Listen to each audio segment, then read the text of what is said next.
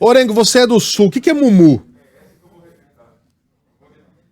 Não, tá desligado. Agora tá desligado. sim, fala aí, Orengo. Vai lá. Agora O sim, que é Mumu, doce de Orengo? leite, doce de leite. É né? mesmo? Tô Vai lá. dizendo. Lembrou da minha época de colégio, assim, né? Infância, né? Aqueles Mumuzinho. saquinhos, pois é. Aí. Lá no Sul todo mundo conhece. É isso mesmo. Orengo, o governo apresenta hoje a proposta de reforma tributária e, apesar de resistências, a criação de um novo imposto será discutido. O governo vai lá e joga para o Congresso, então.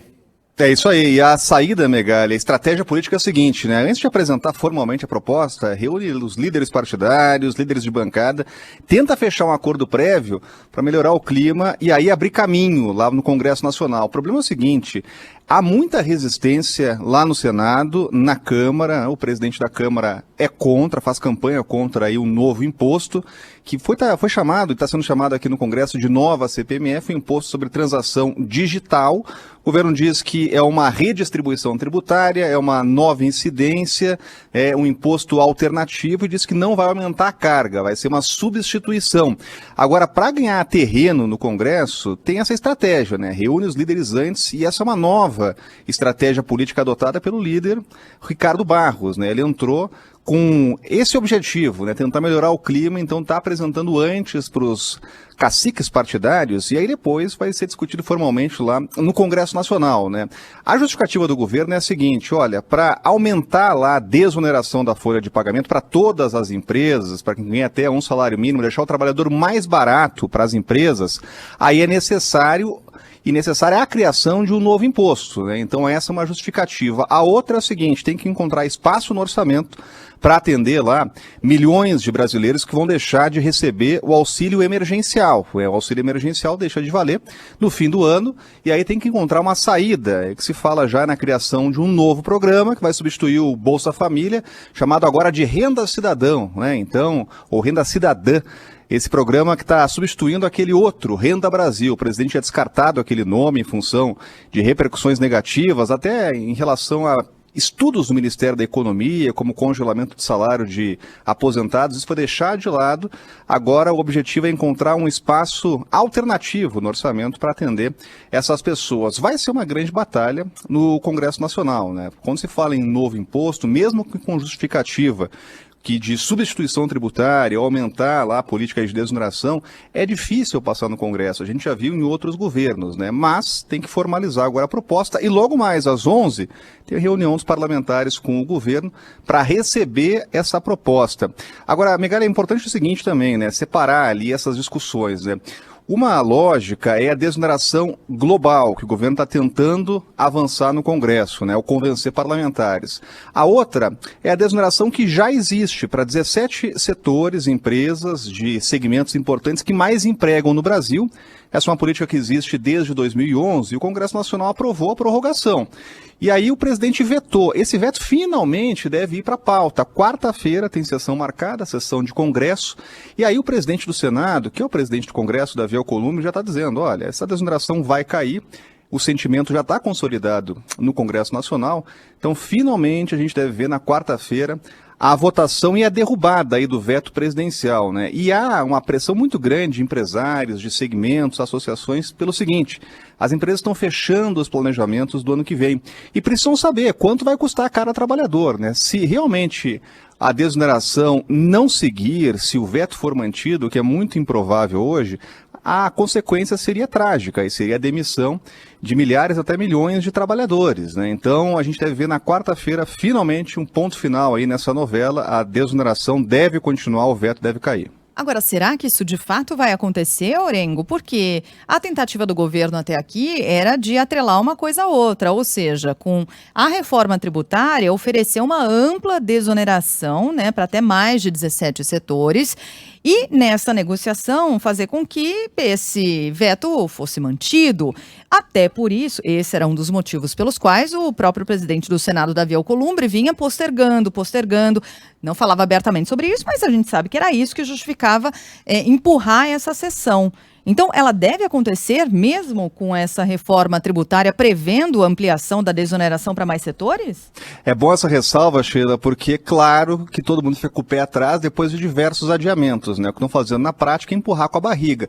Mas como a pressão ela é muito grande, né? E os empresários estão alegando isso. Olha, se ficar empurrando, se ficar realmente postergando, protelando, a gente vai ter que demitir, não tem outra saída, né? A gente tem que fechar aí os balanços, os planejamentos, então deve ser votada na quarta, pelo menos está marcada, está na agenda, né? A gente já viu outros adiamentos, é bom realmente ficar com o pé atrás. Agora, mesmo que se feche o acordo, mesmo o governo está tentando ali uma negociação com os parlamentares, né? Uma coisa não pode depender da outra. Por quê? Porque a reforma tributária, ela tem uma tramitação mais longa, a gente está falando de uma proposta de emenda à Constituição, né? Então isso vai demorar e a desoneração, o veto não pode esperar, né? Mesmo que se feche um acordo, olha, vamos permitir a criação de um novo imposto, uma desoneração global, esse veto ele tem que ser votado, né? Então, isso realmente deve passar na frente, né? Agora, com a apresentação do projeto do governo, da proposta, aí finalmente a gente vai ver aí a reforma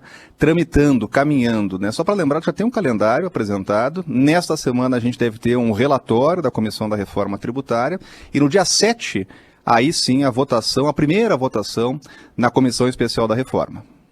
Orengo, vamos passar aqui para um outro assunto sobre o qual a gente falou rapidamente mais cedo, rapidamente, mas com muita raiva, viu? Que é a possibilidade de serem ampliados os benefícios de integrantes do Ministério Público Federal. Caramba, a gente está falando tanto aqui sobre necessidade de enxugamento, de rever penduricalhos, rever benefícios, fazer tudo isso, inclusive antes de a gente falar e pensar num novo imposto, na criação de um novo imposto. E aí vem aí, os integrantes do Ministério Público Federal podem ganhar um novo benefício, aumentar esse benefício? Conta essa história direito pra gente. É inacreditável, né? Acho que é uma realidade paralela, né? O que a gente está vendo aí é um sofrimento geral da maior parte dos brasileiros, né? Mas há exceções, e exceções para quem está no topo do serviço público.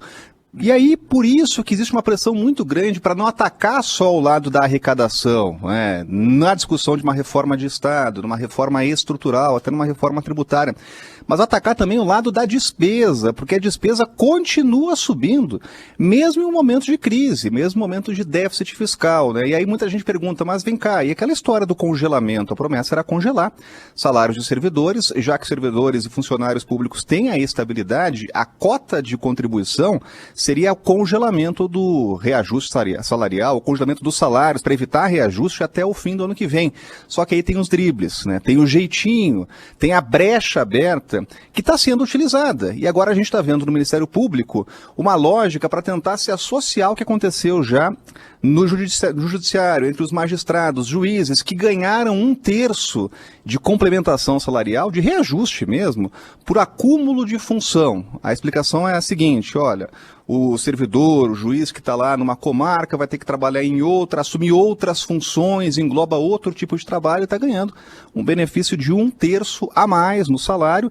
E agora os procuradores querem a mesma coisa. Já teve lá um memorando, uma notificação apresentada pelo Procurador-Geral da República, e a lógica justamente é isso, é uma equidade entre procuradores e os juízes, os magistrados. O problema é que quem tem que pagar toda essa conta está numa crise realmente sem precedentes, né? Então a gente está vendo brechas, dribles na lógica do congelamento de salário. Uma coisa é congelar o salário, a outra, segundo a explicação oficial, é ter promoções, ter acúmulos que viram benefícios, viram penduricalhos, e isso não está sendo atacado agora, né? Por isso que é importante chamar a atenção. A gente lembrava na semana passada da tentativa da Advocacia Geral da União de promover 606 servidores num momento de crise, né? Depois de grande grita geral, de até ação lá no Tribunal de Contas da União, teve um recuo na AGU, só que o Ministério Público junto ao TCU está alegando é o seguinte, olha, essa é uma lógica que está acontecendo de forma descentralizada.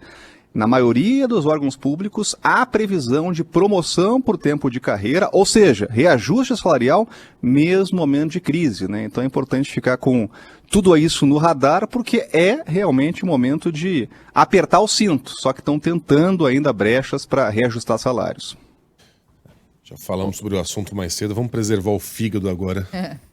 Afinal de contas, hoje é segunda-feira. É dia da maravilhosa cozinha de Rodrigo Orengo. Olha aí. Prato do dia, Orengo. Você viu aí? Cara, Não, vamos ver. Ai, aqui Eu estamos vi. vendo. Eu vi, mas eu não sei o que eu tô vendo. cara, Eu achei que era sucesso. tipo um desenho que ele É fez. um né? hambúrguer em cima de um purê? O que é isso aí? Purê. Nossa, aí é um Chateaubriand, que é um corte de filé aí, né?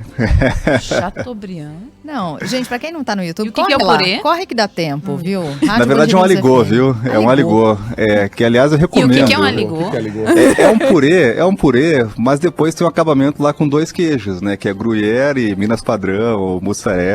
Vale muito a pena fazer em casa, viu? Ah, vale. Dá um Vale. trabalhinho a mais, mas fica muito bom. Né? Dá aquela liga, né, do queijo, fica muito bacana. Como é que faz? Você faz o purê? Porque o purê... Faz você o purê normal. amassa a faz o purê batata, normal. joga leite, Pois é. sal, e aí? Creme de leite, que é importantíssimo, Creme de né? Aquele leite. que compra lá na geladeira, É, não fresco, aquele comum, fresco. é o fresco, né?